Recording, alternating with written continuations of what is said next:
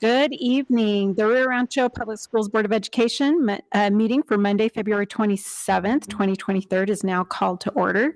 If all would please rise for the Pledge of Allegiance. Jeffrey Morgan will lead us. Following the pledge, if you would please stay standing.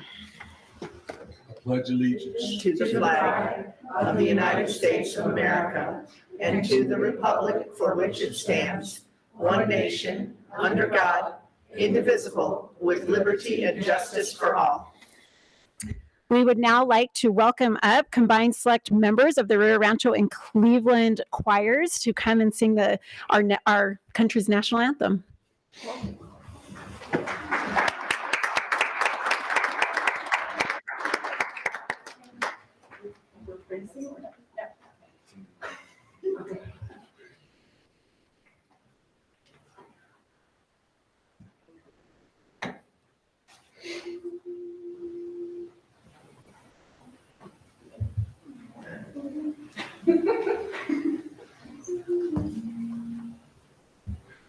Oh, say, can you see by the dawn's early light what so proudly we hailed at the twilight's last gleaming, whose broad stripes and bright stars through the perilous skies o'er the ramparts we watched were so gallantly streaming, and the rocket's red red above bursting in air gave proof through the night that our flag was still there.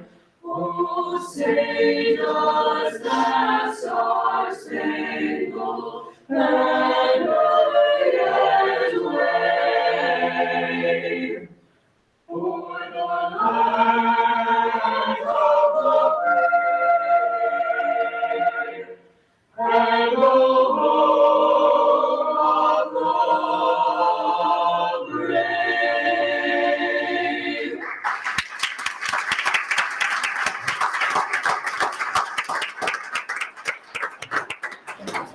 That was beautiful.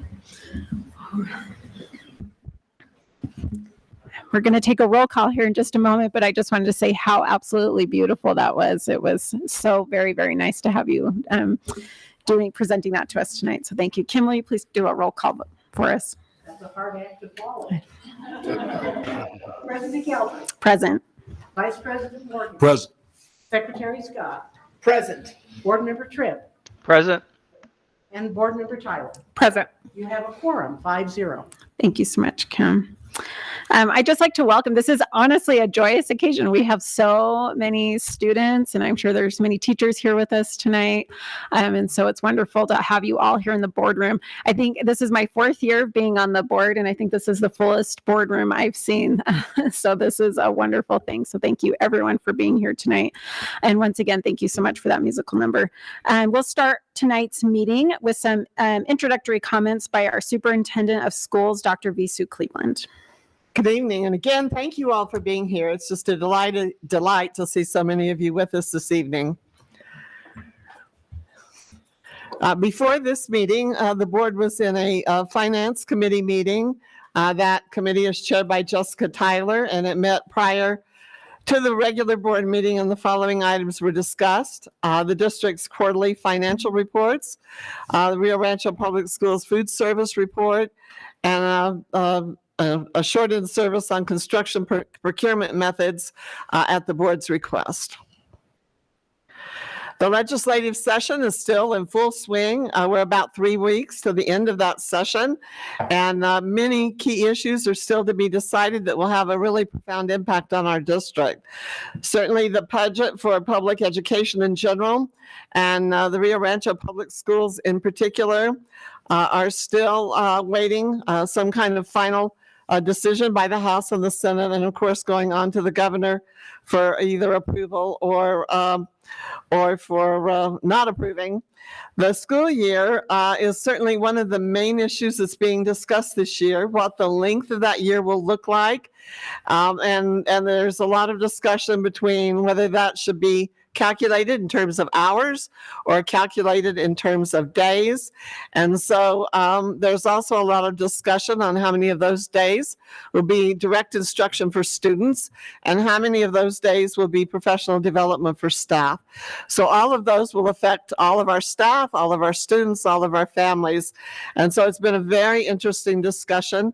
There seems to be a pretty strong sentiment not to have a year any less than the year we have at the present time in our district, but that remains to be seen. There's also a lot of discussion going on about graduation requirements, whether those should be reduced in the state of New Mexico or not, and whether that would be up to individual districts to decide whether to reduce the number of hours for graduation or whether that would be solely a state decision.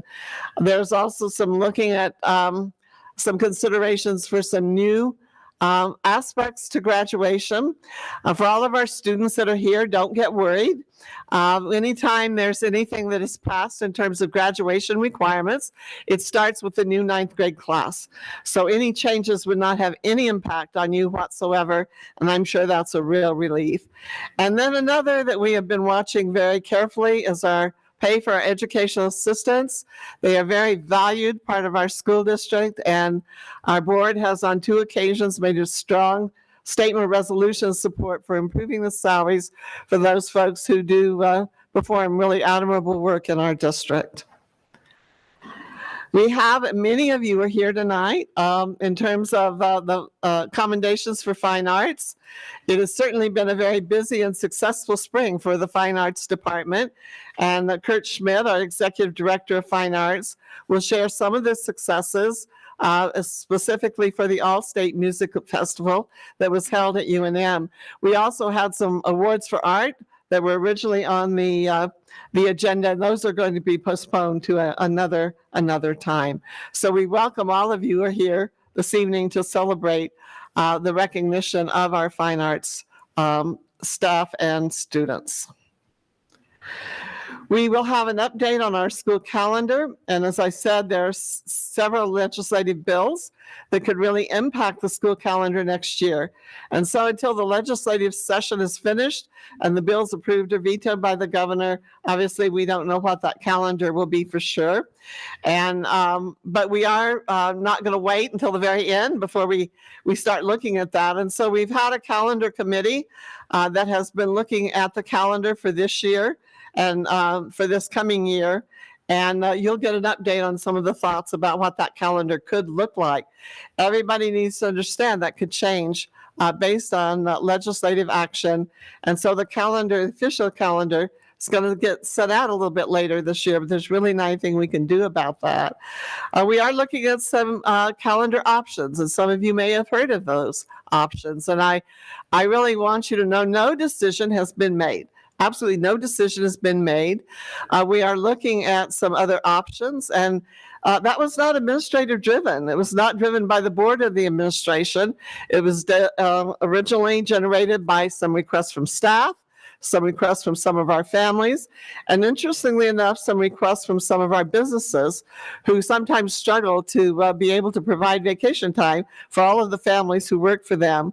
But these are all discussions. And so regardless of what you've heard about start times or what you've heard about calendars, none of those have been finalized at this point. Again, the calendar committee continues to meet to look at those calendar options. Every school has a representative, there's a lot of really good discussion. It's one of the hardest committees to serve on, and guarantee that it's one of the ones that has a lot of discussion, a lot of controversy, but it is a really important committee, and we thank all of you who served on that committee. All right. Peggy Johnston, our Human Resources Director, and Mike Chavez, the Executive Director for Human Resources, will be providing that update on the calendar committee this evening. And as I said, no final decisions have been made. We will also be talking about the Spark Academy this evening. There'll be a review on the future status for Spark Academy. That presentation will be made by Janice Chanel, Elementary School Improvement Officer. The report will include both current and projected enrollment for the school, as well as the financial considerations based on our current estimates. We have an RFP award this evening. There is a RFP award for board consideration. It is RFP number 2023-16, facilities for Rio Rancho High School. It has to do with the kitchen remodel. And Michael Madrid, Purchasing Director, and Patrick Martinez, Interim Executive Director for Facilities, will present this item. Do want you to know that we are coming up to about 27 years for Rio Rancho High School, and there has not been a kitchen remodel since the beginning of when that school was built and opened in 1997. So the kitchen served us well, but we certainly do need some work on it at this point. We also have some policy changes and updates. Policy 718 has to do with the administration of medication by staff and compliance with the district's health office mandates. And so there's some proposed changes. This will, these are really important, especially when a student who needs medication is attending a school event or is not at the school site. When at the school site, that medication is always administered by the school nurse in that building, but sometimes students aren't on site, and we have to provide a way in which those students can get that medication. And Sherry Carver, who is our Executive Director for Student Services, will present the proposed changes. I would also want you to know that in-house counsel has also reviewed those proposed changes. We have the New Mexico School Boards Association Excellence in Student Achievement nominations this evening. The School Boards Association promotes this award, and it celebrates the role that either school staff or community members play in supporting and promoting public education. This award is given to those whose work has directly and positively impacted student achievement in a given district. We have 2 names who have been submitted prior to the meeting, and others can be nominated if the board so desires to do so. The 2 names that are submitted this evening are Suzanne Nguyen and Jeannie Springer. And we'll share more information about them and why they are being nominated a little later in the meeting. So that's my introductory remarks. Are there any questions? Any questions? Comments, concerns? Okay, no, I think we're good. Thank you so much, Okay. Dr. Cleveland. We appreciate it. Okay, we'll now go to our next item to approve the prioritized agenda and proposed time allocations. Madam President, Jessica Tyler would like to make a motion to approve the prioritized agenda and proposed time allocations. Noreen Scott, I'll second. Okay, we have a motion by Jessica Tyler and a second by Noreen Scott. All in favor? Aye. Any opposed? Okay, motion carries 5-0. Thank you. Now moving into our public comment. So we received numerous public comments online, and now we'll go over those public comments first. Then we have one public comment that will be here in our board room here in just a moment. So first, let me gather my notes. Excuse me. I'll go over our public comments that came in through our public comment form. As of today, at the start of this meeting, we received 9 public comments. All of those, except for one, were in regards to our Spark Academy that we will be discussing later on tonight. Our first one was by Melinda Edwards. It was in regards to our unexcused absence policy and family vacations. The rest were a mix of both students and teachers about Spark Academy.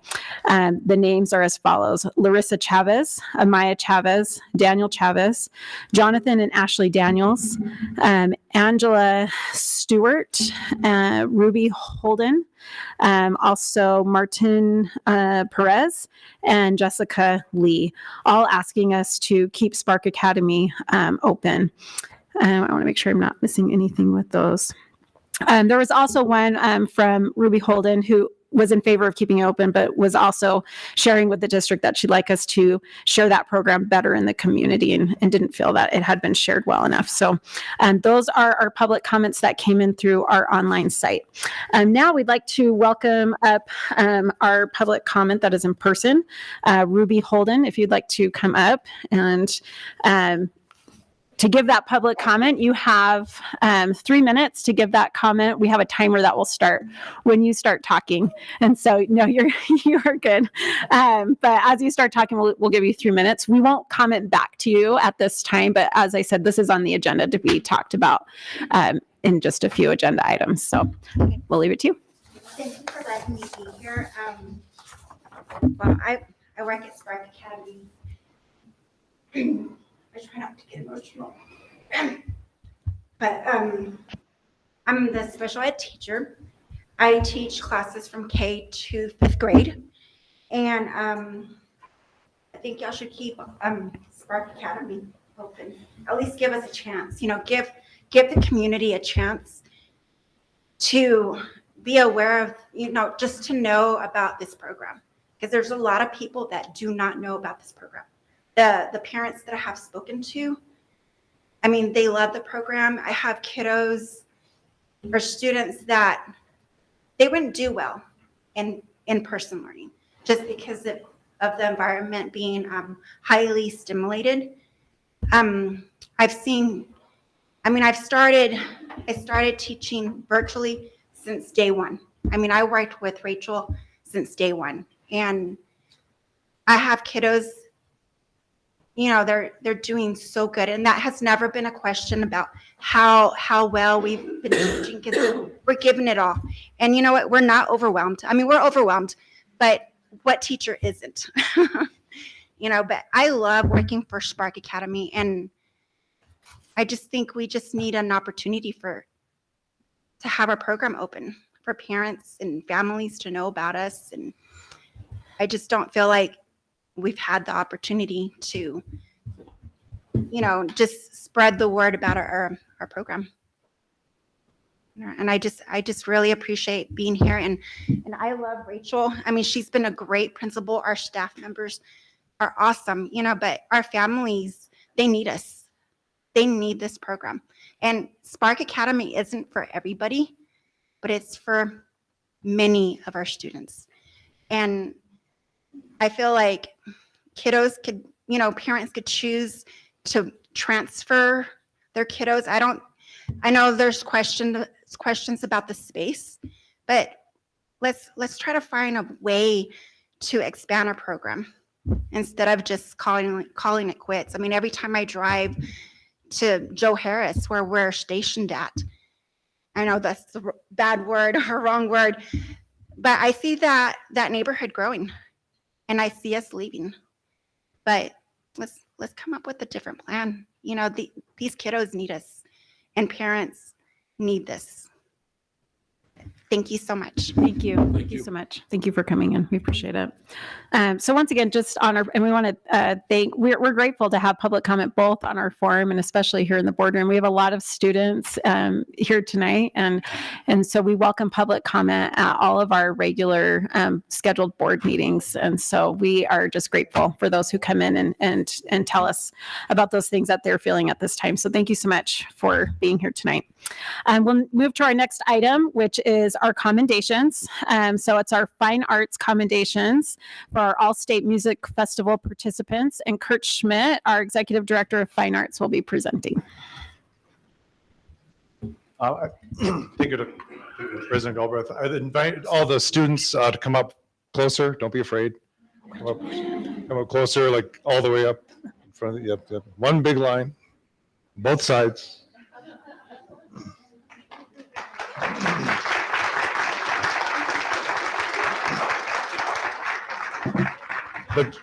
But these are not the instructions I gave you. I said on either side. You can't block the. There you go. Okay. Good. So, President Galbraith, members of the board, Dr. Cleveland, tonight I present to you for commendation 98 achieving music students who have received honors and awards within the last few months. Just so you know, there are several rehearsals and concerts tonight, so we don't have all 98, but we have quite a few, just so you know. I would first like to present 23 middle school and high school students who earned spots in the 2023 New Mexico American Choral Directors Association All-State Festival. And I'll read them, each of them. Students, when I call your name, if you could kind of step forward and raise your hand high so the board can see who you are.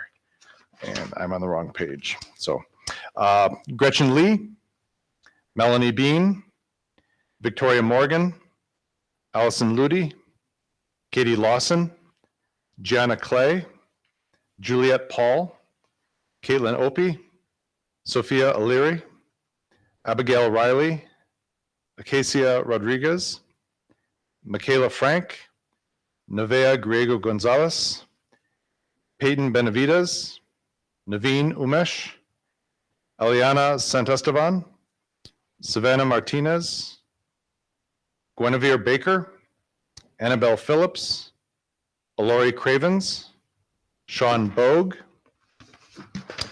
turn the page, Fernando Zamora, and Sebastian Zamora. So if you could all give them a hand.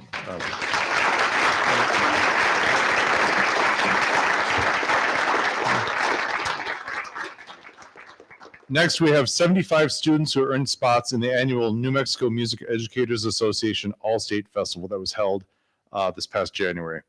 And again, if you could, students, if you could raise your hand and step forward so the board can see you. And again, please hold your applause till they're all named.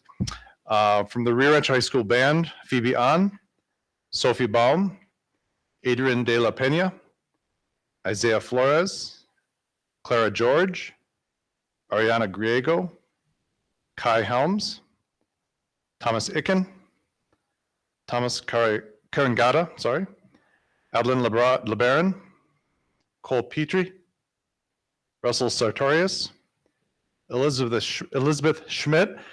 That's my daughter. I shouldn't mess up her name. Good job, honey. Judah Sundheimer, Victoria Phillips, David Westrick, Ariana Yazi. And from the Rio Rancho High School Choir, Adele Baum, Jeremiah Carter, Emma Hall, Kim Jurgens, Sierra Moore, Jeremy Nunrico, Ethan Petrie, Georgiana Varangas. From the Rio Rancho High School Orchestra, I believe they all have Albuquerque Youth Symphony tonight, so I'll read their names anyway. Petra Ginther, Thea Muniar, Dylan Smith, Esme Lapointe, Carmen Velasquez.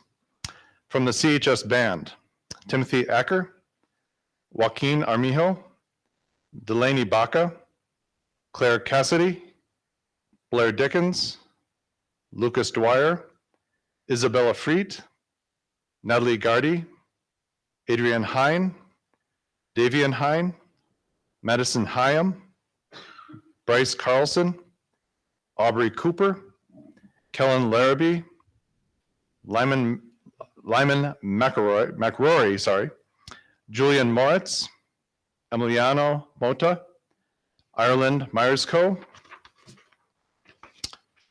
Jimmy Nguyen, Dominic Pam, Mallory Proctor, Vincent Quintana, Des Verona. And the next four students participated in the New Mexico Music Educators All-State Jazz Festival. Jordan Hallamore, Ben Olmsted, Lucas Dwyer, and Vincent Quintana. From the CHS Choir, Kaya Albushan, Adriana Cordero, Kevin Gonzalez, Elizabeth Harper, Jacob Hicks, Sophia Lahner Dent, Alessandra Martinez, Maya Rose Ouellette, Genevieve Paul, Juliette Paul, Haley Tarrant, Greta Van Bruggen, and Danica Williams. And from the CHS Orchestra, and I believe they have AOS tonight too, Joshua Gardner, Lauren McKee, Graciela Rodriguez, Aaron Sheffield, and Marina Weedman. If you all give them a round of applause.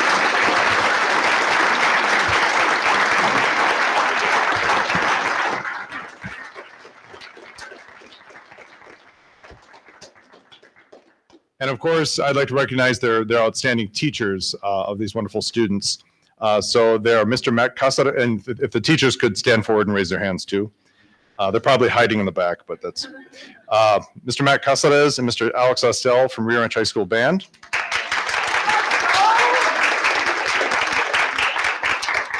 Ms. Rebecca Kendall, Choir Director at Rio Rancho High School. Ms. Allie Brasher, Orchestra Director at Rio Rancho High School.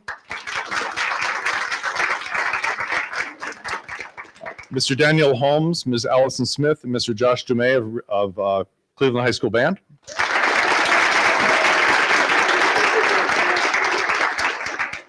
Ms. Yadira Flam, Choir Director at CHS. And Ms. Cherokee Randolph, Orchestra Director at CHS.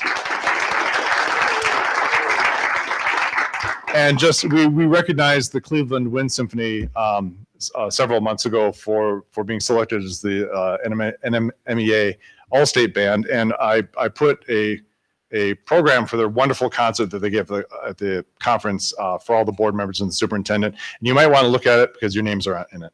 So I'll let you dig for them though.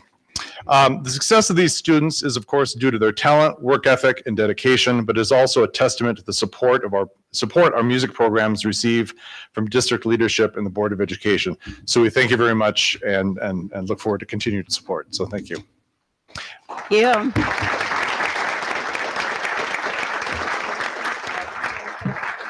All right. I don't know if the board has any comments or. Yeah, I will let Dr. Cleveland go first. Okay, well, again, congratulations to every one of you. It's just an incredible accomplishment and an honor. And so we know it doesn't come with a lot of hard work and dedication. And so we just want to recognize you and thank you for the job that you have done. And really glad that you came tonight and gave us a chance to express our admiration and our appreciation for the good work and for the staff. Obviously, we couldn't do it without you. And so thank you for being here and for your leadership. I would just add, Kurt Schmidt is the New Mexico Music, the Administrator of the Year for the state.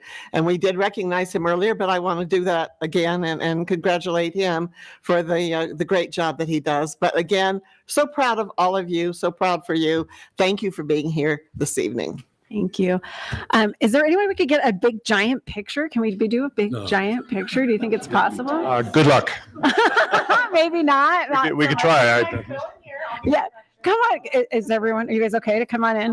While you're coming in, I want to say thank you guys for coming. Teachers It's so too? good to see your faces. So we can just stand up behind them. I'll tippy toe.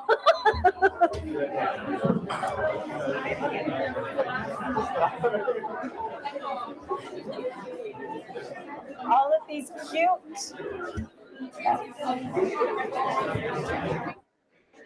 Oh, right. Yeah. Okay. Squeeze in. This in, squeeze in a little bit.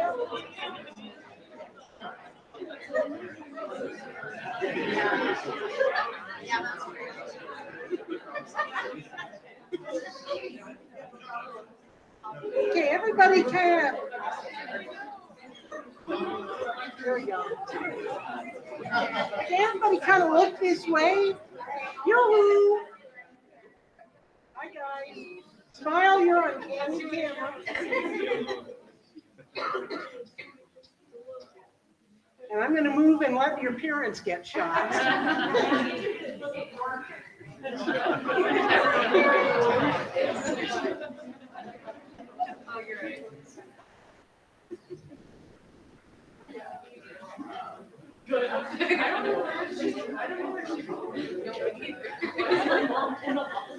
We're good. All right. Thank you, everyone, so much for being here.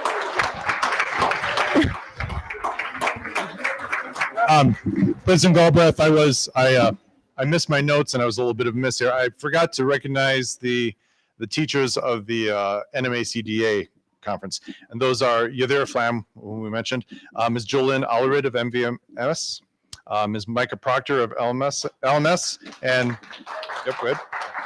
And Ms. Stephanie Wilkerson of ERMS. Thank you. Thank you so much.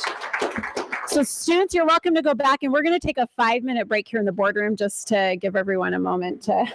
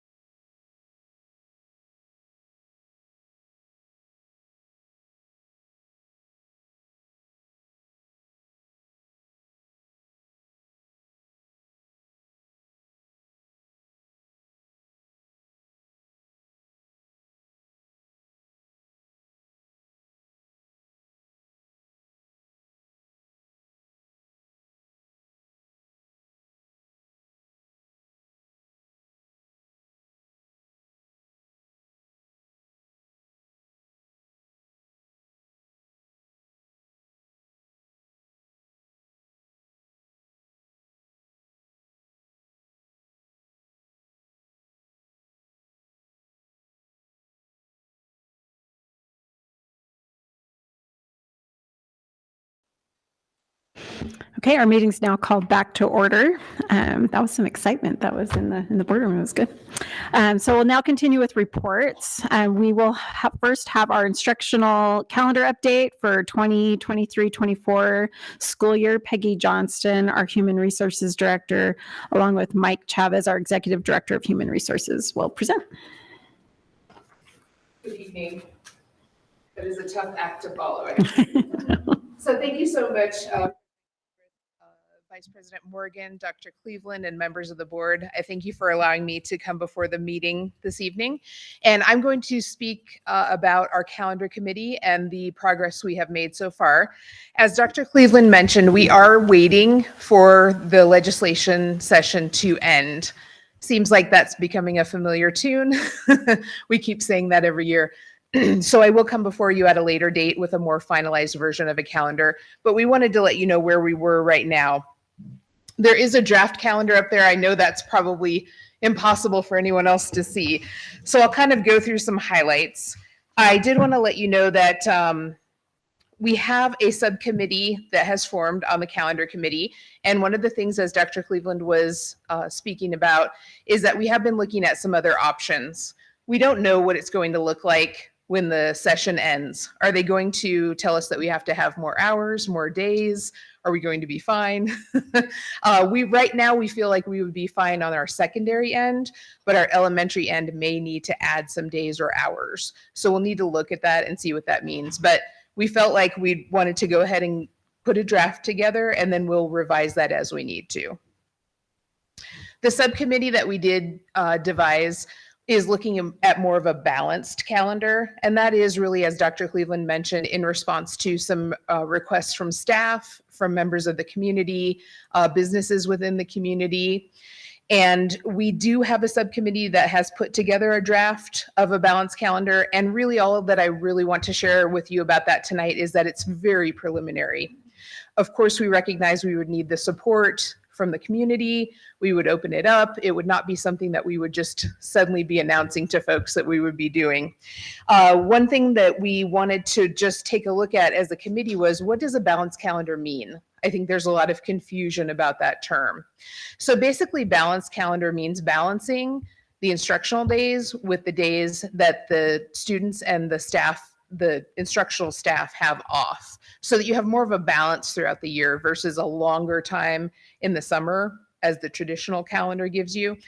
The hope with a balanced calendar is that you can actually combat some of that learning lag that happens when students come back in the fall. And so a balanced calendar actually looks at not necessarily lengthening the school year, but adding in longer breaks. So we were able to look at that and come up with something that would still allow the students to have about a 6-week break in the summer. It would also give them the 2-week winter break, a longer break for fall break, and a longer break for spring break. So we will present that more in detail if we get to that point.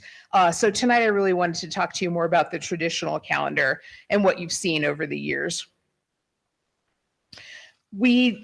Through feedback from the state, we learned that we felt, I guess I should say, that they did not appreciate our half days and our virtual days that we had this year.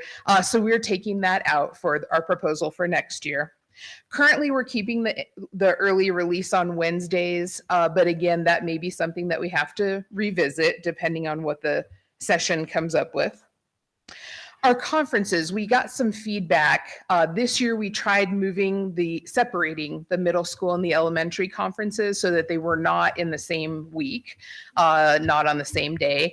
We got a lot of feedback that parents, staff would like that to actually go back to the conferences being aligned to the same times. So we put that back this year. Fall break, we would like to keep the 2 days of fall break like we instituted this past year. We got a lot of really positive feedback, not only from our staff, students, community, but also from organizers of the Balloon Fiesta. So that was kind of neat to hear that the community was recognizing us for that as well. Shining Stars Preschool would remain on a 180-day contract, or 80-day calendar, I should say. versus our traditional calendar of the 190-day calendar, which is what we did this year. And that's just because they don't get the same funding that the K through 12 gets. We proposed that the first day of the contract for staff would be Tuesday, August 1st. There would be a few days of professional development, and then we would have students starting to come in on Thursday, August 3rd. We really liked the jump start days that we did this past year, and that was for 6th and 9th graders. We really felt that it gave them a great introduction to their new school, gave them a chance to walk around, find their classes, find everything that was important, and you didn't have the craziness of all of the other students being in the building. So we'd like to keep that if we could. And then elementary would start on Monday the 7th. Of course, you've got a holiday for Labor Day in September. Then we've got those 2 days of fall break that I was talking about in October. That's the Thursday and Friday of the second week of Balloon Fiesta. One thing that's a little strange, not strange, I didn't mean to say it that way, something to take note of in November is that Veterans Day falls on a Saturday. So the observation of it will be on that Friday before. So Friday the 10th would be a day off. We talked about whether or not to close for Election Day. We at this time do not feel that that would be a necessity, but we do realize that we may have to revisit that based on requests from the community. So at this time, we did not build it into the calendar, but we may need to revisit that. The week of Thanksgiving would include the conferences for elementary and middle school. So Monday and Tuesday would be the conferences, and then Wednesday, Thursday, Friday would be the Thanksgiving break. Our winter break, well, actually, let me just step back a second. I did want to say that it's really important, and we have started putting it on the calendar. Our bus rider count days are very important to the district. So that's something that we do have on the calendar as well, just to make you all aware of it. Our first one would be Friday the 1st of December, and our second bus rider count day is Wednesday the 7th of February. Our winter break, we incorporated 2 weeks of a winter break for staff and instructional staff and students.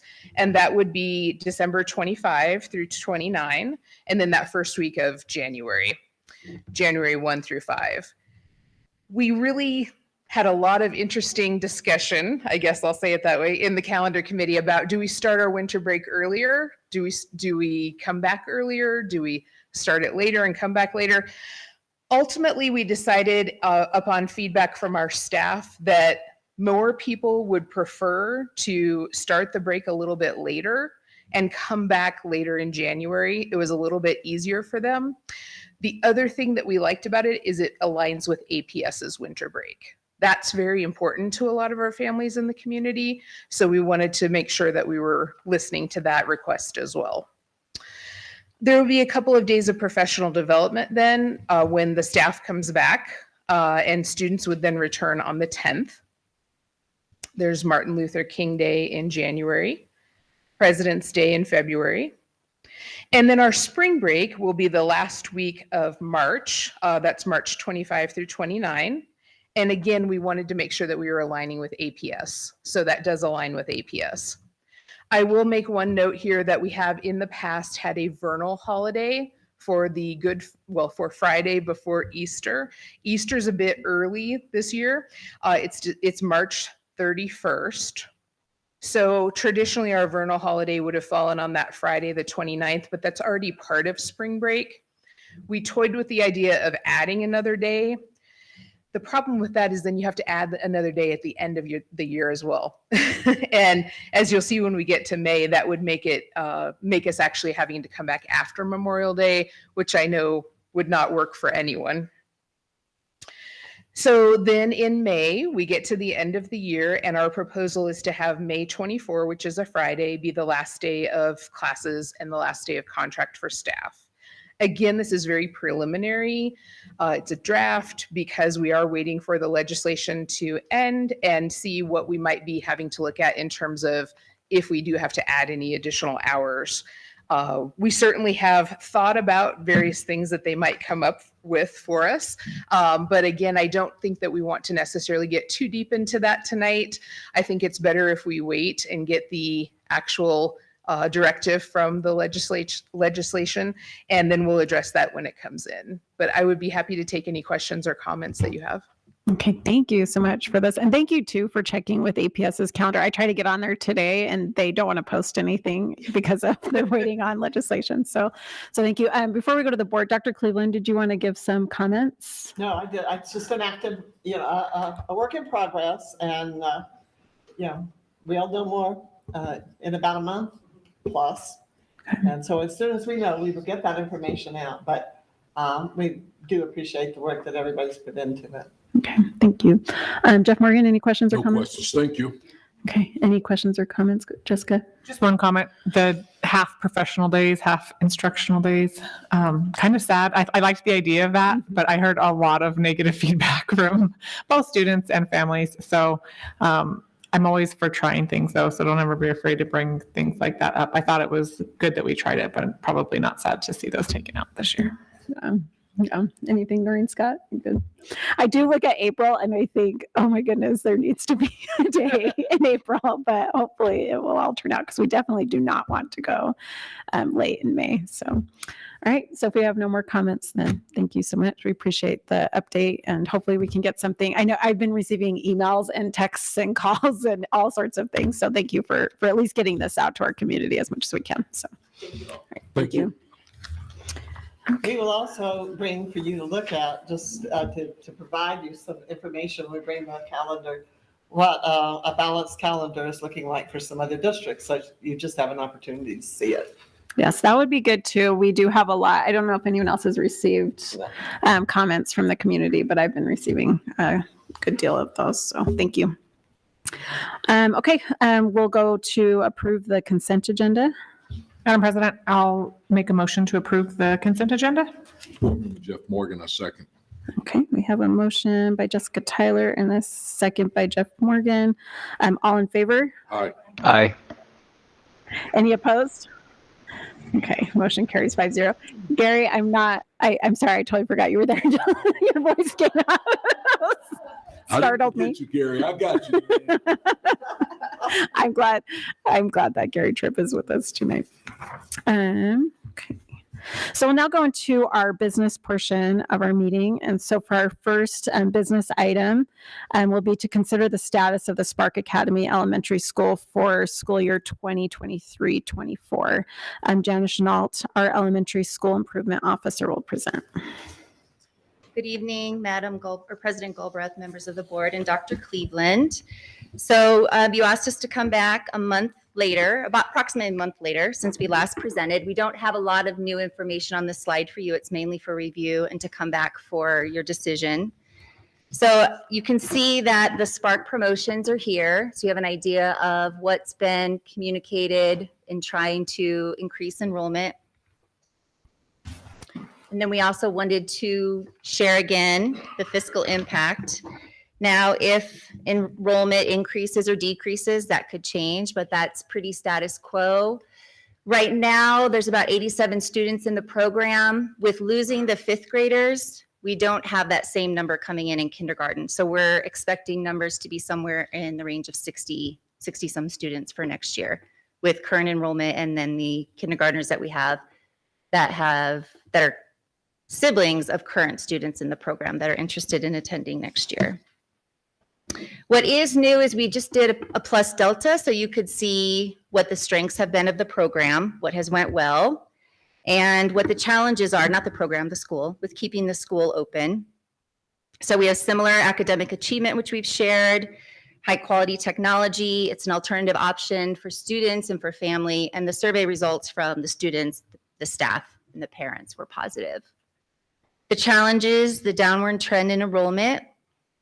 We're seeing a lot of families having to go back to work. And so having little or younger students needing a coach at home is harder for families. And so that's a challenge. The shared staff, we explained at the last presentation, serving both students has been a challenge for the related arts.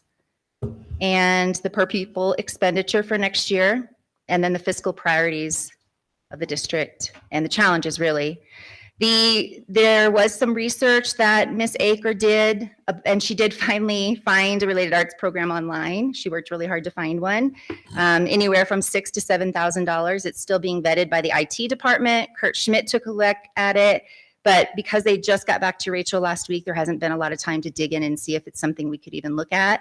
But that would be an option rather than sharing staff next year. I do want to, before we take questions, just recognize how hard the staff has worked and how important this has been to the parents, and you guys know that. I think at this point, the administration in the district sees that we don't have the enrollment to continue with the school. And so I think that will be the recommendation from the administration. Okay. But I stand for questions. Okay, thank you so much for presenting this. Dr. Cleveland, would you like to I'll add? let the board and then Okay. I'll respond if there are questions the board might have. I would Okay. like to be able to respond to those. Okay. So first, we have Gary Tripp online. Gary, did you have any questions or comments that you wanted to make? And then we'll. I have no questions. Thank you. Okay. Okay. Thank you. No questions. Noreen Scott. No questions. No. Okay. Well, if no one has any questions, we're good. And Jeff Morgan. No questions. Okay. I don't know if well, actually, I would like, is it okay if we have Rachel come up and just Sure. speak to her school since she's here today? We're so grateful to have Principal Rachel Aker here. And I did ask, and so I just wanted to give you an opportunity to speak since we asked, I know, and it looks like you did come up with some things as much as you could, but since you're here tonight, I'd just like to give you an opportunity. Thank you. Thank you, President Galbraith, members of the board, Dr. Cleveland. Thank you for the opportunity to offer this program at the school to our community. Like Jana said, it has been, I think we have been very successful with students. The academic data shows that, and where we're lagging is really like the increase of enrollment. I would like to be able to continue providing this alternative option for our families. If the board was willing to do that, I think it would be easier for us to be able to show growth if we were to make it a part of the district's priorities, right? In a longer term, it makes it hard for us to promote and go out and get more people when we know that we're going to have to come back year to year to have this same presentation. At that, with that said, we're really grateful that we've been able to try something different and exciting and innovative and have shown such great success with the dedicated staff and the hard work of the parents and the students over the last few years. As far as like addressing the challenges, I know the biggest challenge was the related arts teachers having to teach online and in person, like throughout the day. It's much different than the hybrid program where we have our dedicated staff. I do think we have a possible solution for that. We were not able to come up with a solution of, addressing space in a way that we're not going to continue to come up against that over the next few years with the strategic plan the way that it is. But I do think that was like the biggest challenge that we weren't able to really come up with another solution for you. Rachel, if you had a commitment for 2 years, what do you think you could get the enrollment to? I'm not sure that I know what I could get it to. I think our goal would be to get it to where we have enough students to have one class per grade level. We would need to have a maximum number so that we could just fill to that capacity and then look at like a wait list to show potential for growth in the future. I think the biggest difference would be to say, we're going to have it for a couple of years, so let's really push to say like, hey, we have this thing that we really want to grow and that we're dedicated to. As far as a number, that would still be less than where we originally started, where we thought we were going to have, 300 and upwards of students based on where we are realistically right now. I think we would probably have about one class per grade level. Any other questions, Noreen? No, or comments? Dr. Cleveland? I want to echo our thanks for really the hard work that's been done. I know that you've put an awful lot into it, both you individually and the staff. And so really want to recognize that effort, especially when it came about at a time with COVID when we were just desperate to know how we were going to deliver instruction to students. And you stepped forward and did a wonderful job. So I want to say that. I think one of the things that, as mentioned earlier, is concerning is the downturn in enrollment. It's not going the right direction. The trend is down and not gaining. Last year, it was said, let's take one more year. We'll look at it and see what happens with enrollment. We've done that year, and the trend, unfortunately, is not going in that direction. It's not to say it wouldn't over time. I don't know at all. I think it's one of the factors that we have sometimes to look at is it's substantially more expensive than what we're spending on other students in the district, and in particular our Title I schools. And the other issue is the board has some other priorities that are pretty expensive too, CTE and some other things that we're going to have to address. So I don't know. I mean, I wish we had enough resources where we didn't have to make hard decisions like we sometimes have to make. But, we're actually going to see this cost go up because of the cost for fine arts and for the other that we're required to provide. We're not, we're going to have to find a way to do that. And that's going to be cost prohibitive based on the information that Janice shared. But certainly we will go whatever direction the board wants to go. And it's sure not from a lack of thinking that staff has done a good job or an appreciation for the work that families have put into this. And we'll recognize that our families have put in a lot of time and effort as well. So hard decisions have to sometimes be made. Okay, any other further comments? Madam President, I'll make a motion to close the Spark Academy Elementary School after the 2022-2023 school year. Okay, we have a motion to close. Do we have a second? Board Member Jeff Morgan, a second.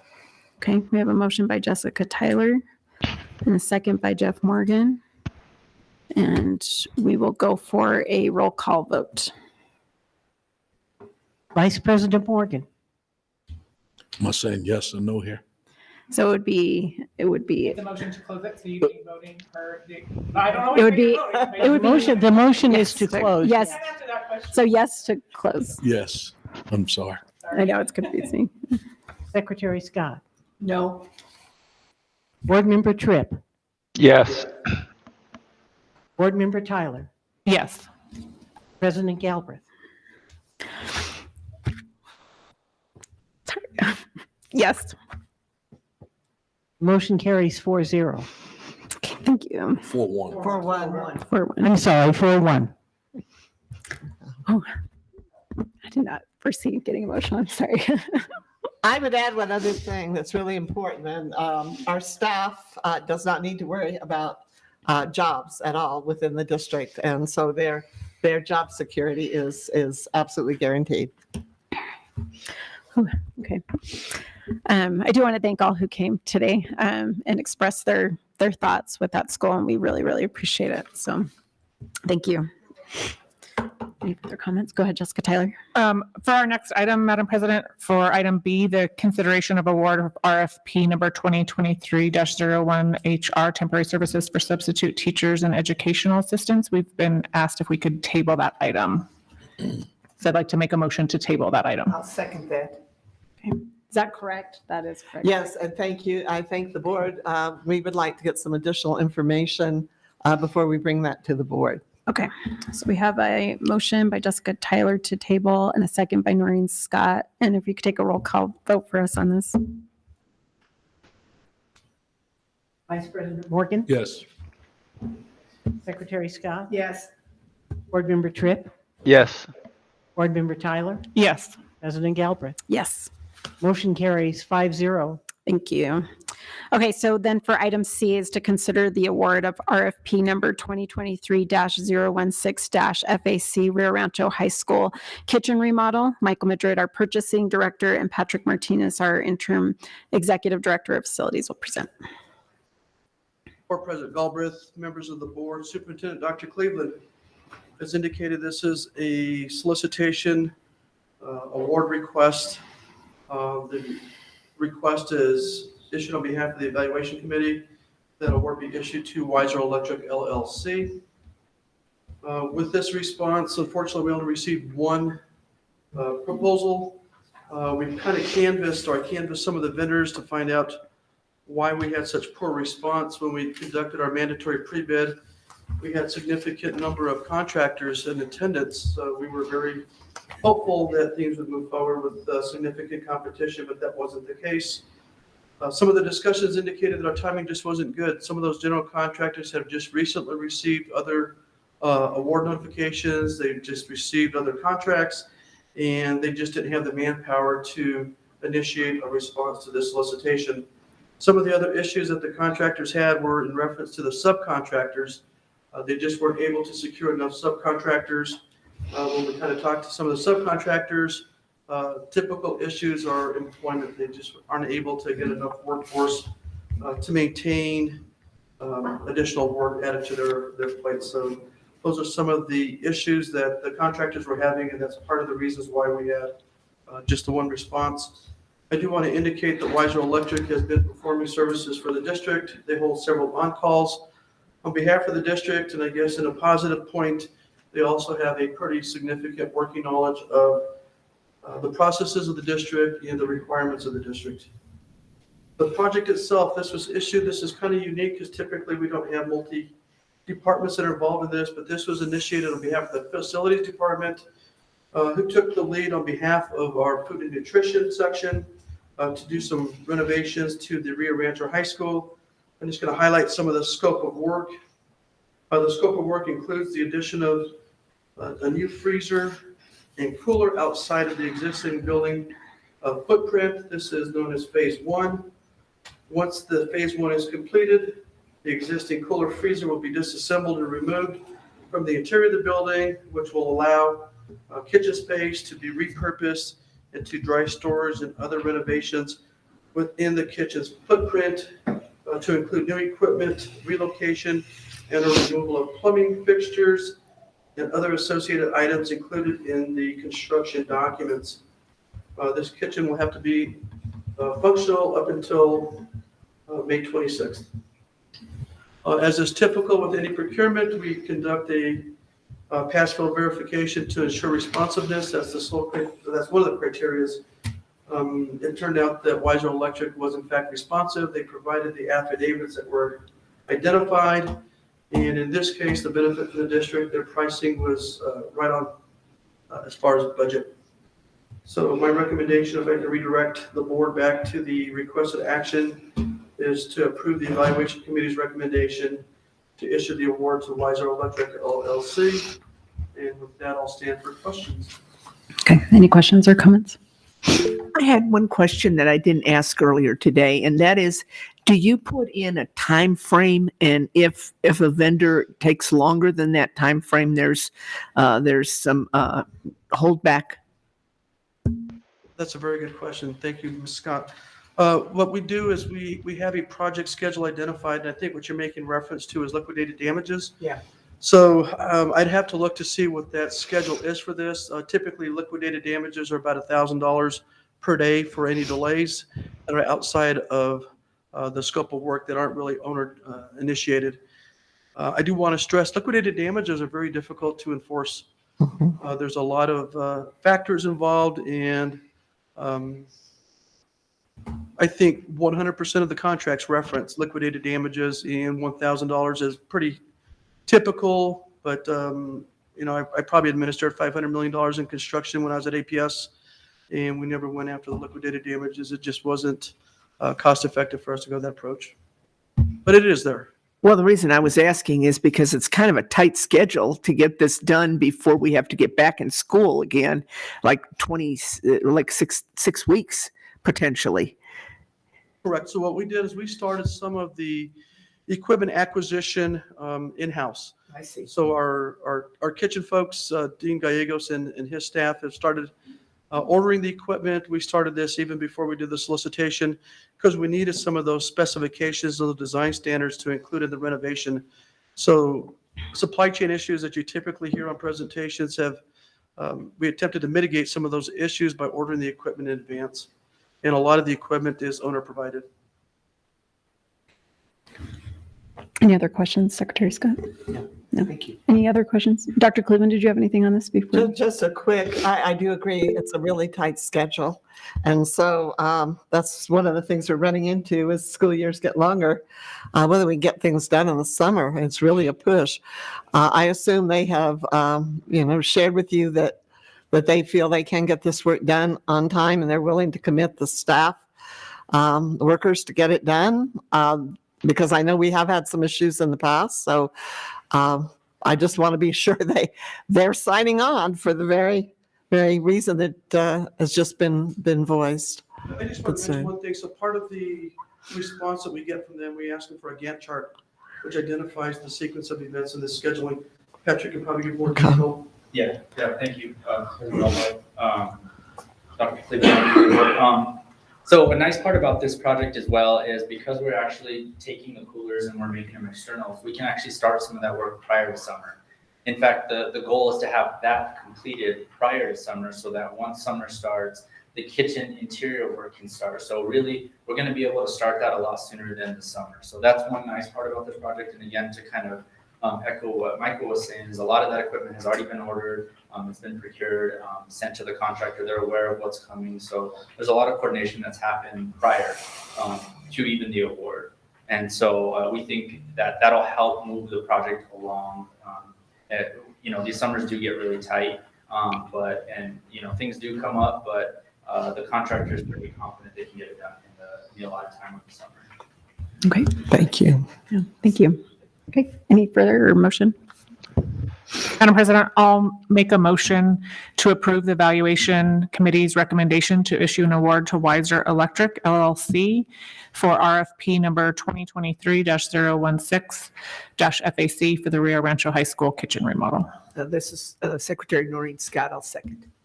We have a motion by Jessica Tyler and a second by Secretary Scott. And Kim, can you take a roll call vote for us, please? Vice President Morgan. Yes. Secretary Scott. Yes. Board Member Tripp. No? Board Member Tyler. Yes. President Galbraith. Yes. The motion carries 4-1. Okay. Thank you. Board Member Tripp, I didn't give you an opportunity to say anything. Did you want to add anything? Yeah, I was trying to ask a question, but I apologize. that's okay. Where did this fall into the facility strategic plan?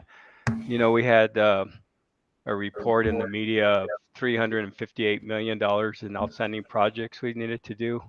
And I don't remember seeing this as a priority. So this was actually started with food services. And the nice part about that is when facilities was able to take that over is we were able to get some needed upgrades to that kitchen anyway. So there were going to be some upgrades that were going to happen outside of facilities, but as we kind of evaluated the scope and then looked at opportunities in the recent, I think this past year we had some electrical issues with the kitchen. So some of that is going to be remedied, HVAC. Some of the stuff is really aging. So really it kind of ties in because as a whole, Rio Rancho High School has a lot of needs specific to electrical, HVAC, plumbing. And so this is just a small portion of the overall needs for Rio Rancho High School. Thank you. I appreciate that. I just hope we don't hold up CTE and all the other priorities and the great work that you did with the facility master plan, that we're still aligning to try to meet those deadlines for CTE and all those other projects. Thank you. Thank you, Board Member Tripp, and I apologize once again. Anything? No problem. Okay, we're good. Thank you so much. Okay, so our next item is the first reading of changes to policy 718, administration of medication by staff in compliance with district health office mandates. And Sherry Carver, Executive Director of Student Services, will present. Good evening, President Galbraith, members of the board, and Dr. Cleveland. Tonight, I bring to you revisions to policy 718. We're bringing this to review and revise to bring it more in alignment with our policy, our in-depth policy 1029, which is actually under students. Some of the information in this policy is outdated, not relevant any longer. So we wanted to just simplify policy 718 and refer people to our more, like I said, in-depth policy of 1029. So most of this policy we're recommending go away, and it simply state this one sentence that you can see on the overhead. Medications will be administered by the school nurse or according to those specific conditions set forth in RRPS policy 1029 and the New Mexico Nursing Practice Act. Okay. It's crazy to see. It was huge to see. It go Yes. down If you look at our just policy something. 1029, it is Yes. huge. Yes. And it has all of the information about diabetes management care, over-the-counter prescriptions, and so forth and so forth. It also has the medical cannabis in it. So it's very in-depth. Okay. Okay. Thank you. Any questions from our board members? Board member Tripp, do you have any questions? I do not. Thank you. Okay. Thank you. And Dr. Cleveland, did you have Yes, I anything? do. This has changed since I've seen it, unfortunately. I just have one question. What happens when students are on field trips? So in our policy 1029, the nurse can delegate Okay. to a staff member after they have been thoroughly trained on giving the prescription to the student on a field trip. Great. Thank you so much. It spells it out, like I said, in depth in policy 1029. Okay. That's perfect. I don't think there's any further questions. And thank you. Thank you so much. Thanks. Okay, for our last item will be to consider the nominations for the NMS BA Excellence in Student Achievement Award. And if you give me a moment to find my notes, Okay. I'm going to work with Dr. Cleveland, I think, on this. Okay. These two, Beth, are you wanting to present these? Okay, I can do it, but it'd probably be better if you do it from the podium. So as Beth comes up, so once again, so this is I know we talked about it earlier, but this is a statewide program that's sponsored by the New Mexico School Board Association. So they try to recognize school leaders, staff, and other individuals. A lot of times when we see this one, I think originally we think students, which that's something that comes up later as we look at those scholarships opportunities that they do put forth. So this is the district, they nominated these two individuals, and our board can also nominate if we desire. And so we'll go ahead and turn it to Beth to let us know who they nominated. President Galbraith, Dr. Cleveland, members of the board, thank you for this opportunity. As you know, each year we talk in cabinet about individuals who we believe have truly made a difference in the lives of our students in Rio Rancho Public Schools. And we generally bring those nominations to the board to consider to put forward for this award. This year, the two individuals that we spoke about were Suzanne Wynn, and we have a write-up on her, but as you know, Suzanne has always gone above and beyond for students in our district, particularly in the federal programs and our Native American students, and we've really seen those programs flourish under her leadership, and she's always doing remarkable things with that program. Our second nomination was Jeannie Springer. Many of you know Jeannie Springer. She's a community member, and through her leadership, she has been a true advocate for the district and for our students, always looking for ways to connect them to the community, particularly as we consider CTE. She's always been a true advocate for CTE and finding ways that she can connect businesses with us. I know a number of times she's connected businesses with me, and I'm constantly sending those businesses to Carl, to really try and find those connections and provide those opportunities for our students. But beyond that, she's been involved in multiple committees that have helped our district make really important decisions. She's always been an advocate to connect us with our city leaders and our county leaders. She was a big part in our partnership for Joe Harris and moving that. So she was just someone that we thought about who's always gone above and beyond for the district. So those are our two nominations for the board to consider. Thank you. It was interesting. So I don't know Jeannie very well, but I Googled her today, and it was wonderful to read all of these great stories, honestly, that came up about her, and all of them really having to do with our school district, pretty much all the ones that came up. Dr. Cleveland, do you want to add anything? Well, I would say with regards to Jeannie, when the Unser Gateway project was coming together for Joe Harris and for the road and all of that, it was kind of sputtering for a little while, and she really stepped forward and helped bring everybody together, and it was a win-win for the city, for us, for the community, and that's just who Jeannie is. She just finds a way to get people to come and work together, and she's the catalyst for it. And so I have watched her through many different things over the years, and I just think that she has been just a wonderful unpaid ambassador for the Rio Rancho Public Schools. And so Beth nominated her, and I think she was a worthy nomination. So, and then the second, Carl nominated Suzanne. And Suzanne has also, Suzanne, you've heard her presentations, you know the work she does on behalf of all of the students in our district. Great outreach to the community, different communities within our community. And the goal is just always to do better things for students, just make stronger, better programs. And she's just given untold hours. On top of that, she has done a lot of work during COVID in terms of all of the paperwork and things that had to be brought together for those grants, and went just way beyond the call of duty to get that all done. And so I think she's also a wonderful nominee as well. So two great folks, but if the board has others, we certainly open it up. One of the nice things about this award is that you can have more than one.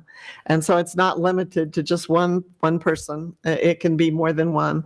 So it's open for you as well if there are other names you want to bring forward. Okay. Yeah, I actually would like to bring forward Richard Draper, who has worked tirelessly on many of our bond issues, has worked in the community, but has been a real advocate for health in a health collaborative way. And I would like to suggest that we include him in our nominees.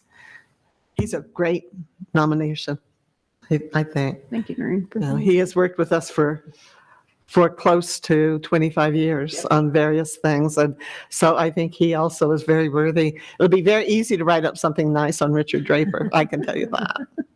Thanks for adding that. Any other comments from the board or other nominations at this time? I have one comment. Oh, go ahead, Gary. Thank you, Madam President.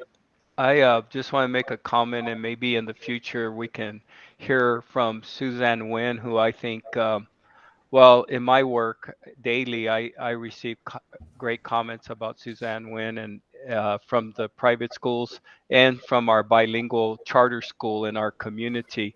The work that she does with our community is kind of unmatched in my eyes. And I would sure like all the things that she does in outreach with Savvy Academy or with Gospel Light or with the Native American community kind of shine on the board one night in the future if possible. I think that's an outstanding recommendation, and I applaud the district for bringing it up. Thank you. Yeah, thank you. And I'd like to echo, Suzanne Nguyen, I've gotten to know her just over the last 3 years, and I can't say there's a better person in the whole world, just so kind. And I'm sure she's putting her head probably down at this moment, but we're grateful to have her in our district. So any further comments? Okay, we'll go to a motion on.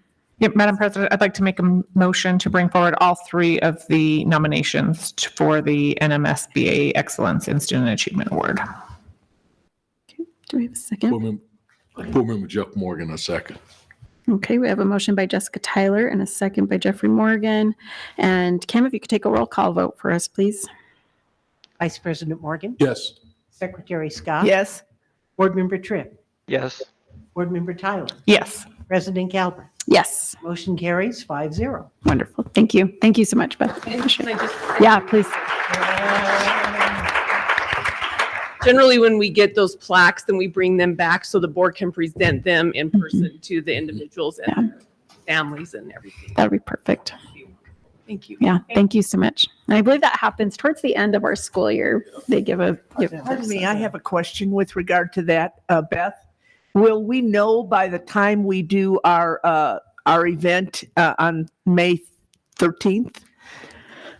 I generally come around that time, so. So definitely know that they yeah. accept our nominations, so. So usually they give them to us at the, I think it's on here, our NMSBA region. No, it won't be at the regent meeting, but usually they give us the plaques at one of our meetings, I believe. I remember bringing those back in the past. So, and maybe it was the regional meeting. So we should have those, I would think by April 12th, around there. And Beth, perhaps you could share with folks what's being planned for the 13th and the save the date? Bet. So May 13th is we'll be having our Hall of Honor celebration. This is in partnership with the Rio Rancho Education Foundation. So they're bringing back their Seats and Eats fundraiser with special guest star, the band, the Pink Flamingos. So Google them, they're pretty fantastic. So dinner, and so we're looking right now for corporate sponsorship. If you need information, come talk to me. We're sending the information out, but it will be a fun evening where we're going to be able to recognize the boards for inductees into the Hall of Honor. We have Gary Veem, Glennis Foster, Kenneth Todd, and Jim Wheatley. So we'll also be recognizing those individuals that evening. So we're really excited about it. And Beth has done a lot of work on this, and I'd really like to recognize her efforts. And I would like to also invite everybody to put the 13th on your calendar, and let's have some fun. That's wonderful. Thank you. So that goes along with our advanced planning. Other dates, maybe not as exciting, that are coming up. We have March 3rd will be, do you have anything, Dr. Cleveland, before I name out these dates? Before you good? Okay, so March 3rd will be our half day of classes for students, an afternoon staff professional development day and planning for our staff. March 6th through the 7th will be elementary parent conferences, so no classes for elementary students. The 13th, a regular board meeting at 5:30 here. The 17th, middle school parent conferences, so no classes for middle school students. And then the best week of this part of the term is our March 20th through the 24th will be spring break. For all of our additional dates coming up, please refer to the agenda. Point of clarification, do we have a school board meeting on the 27th? No. Yeah. Okay, good. Okay, any other questions on calendaring or? Okay. Okay, so our meeting tonight is adjourned. Thank you, everyone. Thanks for a nice meeting. Meeting. Okay.